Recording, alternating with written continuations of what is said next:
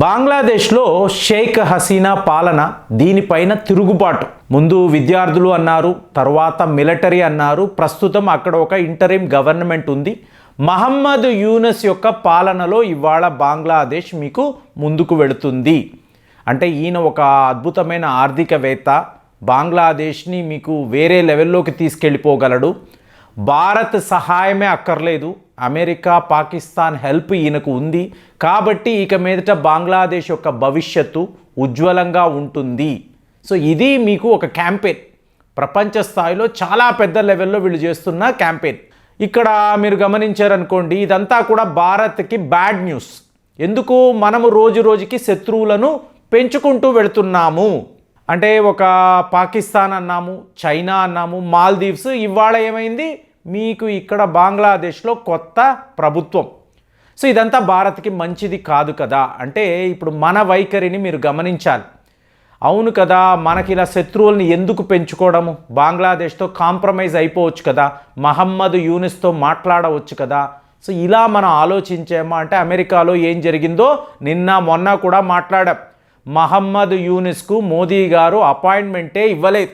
అతను అంత ఇంపార్టెంట్ కాదు, మనము అతన్ని కలిసి మాట్లాడాల్సిన అంత సీన్ అక్కడ లేదు, నో అని చెప్పి క్లియర్గా చెప్పారు. అంటే ఏంటి? ఎదురుదాడి. ఒకవైపు మోదీ గారు, ఇంకొక వైపు జైశంకర్ గారు బంగ్లాదేశ్ని మేము ఎక్కడా కూడా ఈ లెవెల్లో గుర్తించము. అక్కడ యునైటెడ్ నేషన్స్ జనరల్ అసెంబ్లీ, మేము అక్కడ క్వాడ్ గ్రూపులో లీడర్గా నిలబడి ఉన్నాం, గ్లోబల్ పవర్గా ఉంటున్నాం. ఈ టైంలో మహమ్మద్ యూనిస్ లాంటి ఒక మామూలు వ్యక్తిని కలిసి మాట్లాడి బంగ్లాదేశ్ ఇష్యూని సాల్వ్ చేద్దాము, మేము మీతో కాంప్రమైజ్ అవుతాము. సో ఇలాంటి ఆలోచనలో ప్రపంచ మీడియా అంతా కూడా ఉండింది. కానీ మన కౌంటర్ అటాక్ ఎంత స్ట్రాంగ్గా ఉంది అంటే ఇవాళ వార్తలు, అంటే ఇంతకు ముందు కూడా దీనికి సంబంధించి ఒక వీడియోలో మాట్లాడాను, బంగ్లాదేశ్ నేషనలిస్ట్ పార్టీ. సో వీళ్ళు ఆల్రెడీ నిరసనలు, గొడవలు, పోరాటాలు మొదలుపెట్టారు. వీళ్ళ సపోర్టర్స్ వాళ్ళ హెడ్ క్వార్టర్స్ ముందు చాలా పెద్ద లెవెల్లో వీళ్ళు మీడియాను ఉద్దేశించి మాట్లాడుతున్నారు. ఏమంటున్నారు? ఇమీడియట్గా బంగ్లాదేశ్లో ఎలక్షన్స్ పెట్టండి, ఒక పొలిటికల్ పార్టీ ఈ దేశాన్ని పరిపాలించాలి, అప్పుడే ప్రజాస్వామ్య వ్యవస్థ అనేది కరెక్ట్గా ఉంటుంది.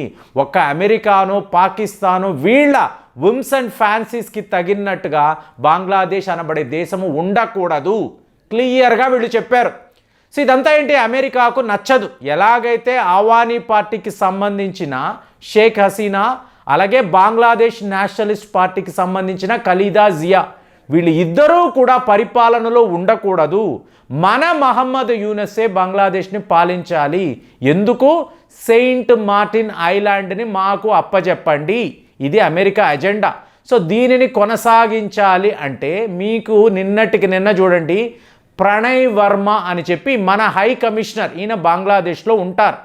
సో బంగ్లాదేశ్ నేషనలిస్ట్ పార్టీకి సంబంధించిన ఉన్నత నాయకులు, ముఖ్యంగా మీర్జా ఆలంగీర్ని అంటారు, ఈయన బంగ్లాదేశ్ నేషనలిస్ట్ పార్టీ యొక్క జనరల్ సెక్రటరీ.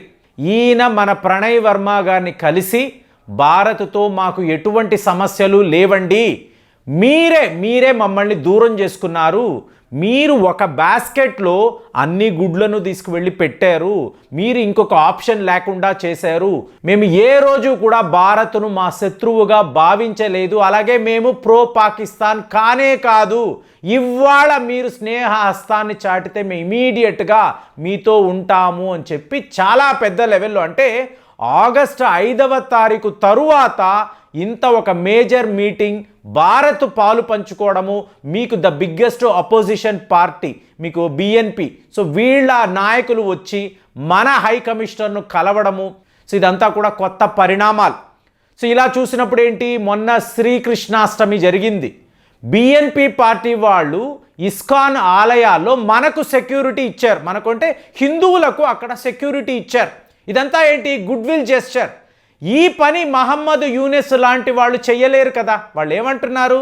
దుర్గా పూజ సెలబ్రేట్ చేసుకోండి, పెద్ద పెద్ద పందల్స్ పెట్టకండి, మైకులు పెట్టకండి, పెద్ద లెవెల్లో పూజలు చేయకండి, ఒకవేళ అక్కడ ఏమైనా హింస జరిగితే మేము బాధ్యులము కాము, మీకు మీరే చూసుకోవాలి, మీ సెక్యూరిటీ మీదే అని చెప్పి క్లియర్గా వాళ్ళు చెప్తున్నారు. అంటే ఏంటి? మీ తిప్పలు మీరు పడండి. ఎక్కడా? బంగ్లాదేశ్లో ఏ లెవెల్లో హిందూ పాపులేషన్ ఉంటుంది, దుర్గా పూజ అంటే ఎంత పెద్ద ఈవెంట్. ఈ టైంలో మీకు వాళ్ళ ఇంటరిమ్ గవర్నమెంట్ చెప్తున్న విషయం ఏంటండి, మీరు మీ పూజలు మీరే చూసుకోండి, హింస అంటూ వస్తే మేము రెస్పాన్సిబిలిటీ కాదు అని చెప్తే వాళ్ళ వైఖరి ఏమిటో మనకు అర్థమైంది. కాబట్టే మోదీ గారు అమెరికాలో అపాయింట్మెంట్ ఇవ్వలేదండి. కానీ ఇవాళ బిఎన్పితో మనం కూర్చొని మాట్లాడడం మీరు గమనించారనుకోండి, మనకు ద మోస్ట్ ఫ్రెండ్లీ కంట్రీ ఏంటి, ఆవానీ పార్టీ, షేక్ హసీనా.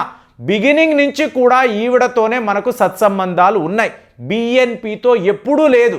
ఎందుకు, వీళ్ళు ఐదర్ చైనా అంటారు లేదా పాకిస్తాన్ అంటారు, సిమిలర్ టు మాల్దీవ్స్ అనండి లేదా నేపాల్ అనండి. సో ఎప్పుడు ఇండియాకు సపోర్ట్గా నిలబడలేదు. అలాంటిది వీళ్ళతో మనకేంటి ఫ్రెండ్షిప్, మనం ఎప్పుడు దూరంగానే ఉన్నాము. వీళ్ళు ఎప్పుడూ కూడా మనకు సపోర్ట్గా, ఇప్పుడు చూడండి అదానీ గ్రూప్కి సంబంధించిన ఈ గోదా పవర్ ప్రాజెక్ట్ వీళ్ళే ముందు వ్యతిరేకించారు. అదానీ వాళ్ళు మనకు ఎలక్ట్రిసిటీ ఇవ్వడం ఏంటి, చైనా నుంచి తెచ్చుకోవచ్చు కదా, ఇప్పుడు మనం భారత్ మీద ఎందుకు ఆధారపడాలి, ఇలాంటి మాటలు. సో ఇవన్నీ వీళ్ళు మాట్లాడుతూ వస్తున్నప్పుడు ఇవాళ మనం వీళ్ళతో ఎందుకు ఫ్రెండ్షిప్ చేస్తాము. వాళ్ళేమంటారు, ఆవానీ పార్టీ ఒక పని అయిపోయింది కదా, షేక్ హసీనా మీ దేశంలోనే కదా ఉన్నారు, అలాంటప్పుడు మీకు వేరే ఆప్షనే లేదు కదా, మీరు ఎలాగా బంగ్లాదేశ్ని ఒక అనామకుడు, అంటే ఇతను ఒక ఎడ్యుకేషనలిస్ట్, ఒక మీకు ఎకనామిస్ట్ అంతే కదా, సో ఇతన్ని నమ్మి మా బంగ్లాదేశ్ని ఎలా అప్పచెప్తారు. సో మాకు బిగ్ బ్రదర్ ఎవరు, భారత్, మీరే కదా మా మంచి చూసుకుంటారు. అలాంటిది అక్కడ షేక్ హసీనా గారు లేరు, ఆవానీ పార్టీ లేదు. ఇప్పుడు ఈ మహమ్మద్ యూనస్ను నమ్మి ప్రజలు ఎలా బతుకుతారు. ఆల్రెడీ అక్కడ 1000 ఫ్యాక్టరీలు మూతబడ్డాయి కదా, ఎలక్ట్రిసిటీ లేదు. మీకు ఇంటర్నేషనల్ మానిటరీ ఫండ్ వాళ్ళ దగ్గరికి వెళ్ళి ఒక $5 బిలియన్ అమెరికన్ డాలర్స్ మాకు ఇవ్వండి అంటే భారత్ గ్యారంటీ ఇస్తే అని వాళ్ళు కూడా మాట్లాడుతున్నారు. అలాంటప్పుడు భారత్ లేకుండా బంగ్లాదేశ్ అనబడే దేశము ఎలా ఉంటుంది మీరు చెప్పండి అని వీళ్ళు మీకు ప్రణయ్ వర్మ దగ్గరికి వచ్చి ఇట్లాంటి రిక్వెస్ట్. అంటే ఏంటి, మళ్ళీ కొత్త ఎలక్షన్స్, మీరు మాకు సపోర్ట్గా ఉండండి, IMF వాళ్ళు చెప్తున్న కండిషన్స్ని మీరు చూసుకోండి, మాతో మీరు ఉంటే ఒక కొత్త రకమైన బంగ్లాదేశ్ని చూస్తారు, మేము మీకు చాలా ఫ్రెండ్లీగా ఉంటాము, మేము పాకిస్తాన్ని ఎప్పుడూ కూడా సపోర్ట్ చేయము. అంటే మీకు మహమ్మద్ యూనస్ యొక్క ప్రాబ్లం ఏమిటి అంటే, ఒకవైపు అమెరికా వైపు నుంచి ఒత్తిడి, ఇంకొక వైపు ఏంటి, పాకిస్తాన్ ISI మేము చెప్పినట్టు విను, సిమిలర్ టు ఆఫ్ఘనిస్తాన్ ఇవాళ దేశం ఇలా ఉందంటే మా వల్లే కదా అంటారు, వాళ్ళ వల్ల కాదు కదండి, భారత్ చేపట్టిన ప్రాజెక్టుల వల్లే ఆఫ్ఘనిస్తాన్ దేశము అలా ఉంది, కానీ పాకిస్తాన్ వాడు ఇలా చెప్తాడు.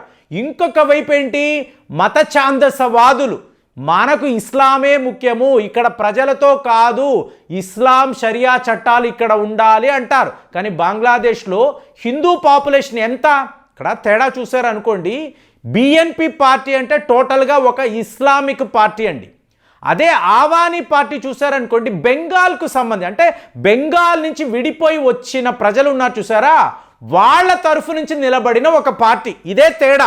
కాబట్టి మనం ఎప్పుడు కూడా ఏంటి, ఆవానీ పార్టీతోనే ఉండేవాళ్ళం. ఇవాళ ఇవిడేమంటున్నారు, లేదండి పాకిస్తాన్ని మర్చిపోండి, మేము మీతో కలుస్తాము, కొత్త బంగ్లాదేశ్ని మనము సృష్టిద్దాము. ఇది వీళ్ళు ఇండియాకు పెట్టిన ఆఫర్. ఓవరాల్గా చూసారనుకోండి, ఫైనల్గా వీళ్ళు భారత్తో కాళ్ల బేరానికే కదా వచ్చారు, మనము ఎలా చెప్తే అలా నడుచుకుంటాము అంటున్నారు.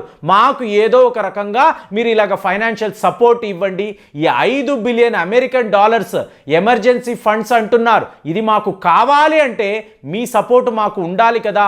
భారత్ లేకుండా బంగ్లాదేశ్ అనబడే దేశాన్ని ఎవరూ కూడా ఊహించలేరు, వీళ్ళు చెప్తున్నదంతా కూడా ఒట్టి కట్టు కదా అని చెప్పి ఇవాళ బంగ్లాదేశ్ నేషనలిస్ట్ పార్టీ మన దగ్గరికి వచ్చి కాళ్ల బేరమే ఇది, మీరు మాతో కలవండి, కొత్త బంగ్లాదేశ్ని మనం సృష్టిద్దాము. 1971లో చెయ్యగలిగారు, ఇవాళ కూడా చేసి చూపించండి అని చెప్తున్నారు. మరి వీళ్ళ ప్రపోజల్ని మనం ఒప్పుకోవాలా ఒప్పుకోకూడదా, లేదా ఎప్పటిలాగే మన అవసరాలు మనతో ఉన్న ఆ సహాయం అంతా కూడా తీసుకొని మళ్ళీ యాంటీ ఇండియా స్టాన్స్ అనేది వీళ్ళు తీసుకుంటారా, ఆలోచించి కామెంట్స్లో రాయండి. మళ్ళీ వచ్చే వీడియోలో కలుద్దాం. జై హింద్.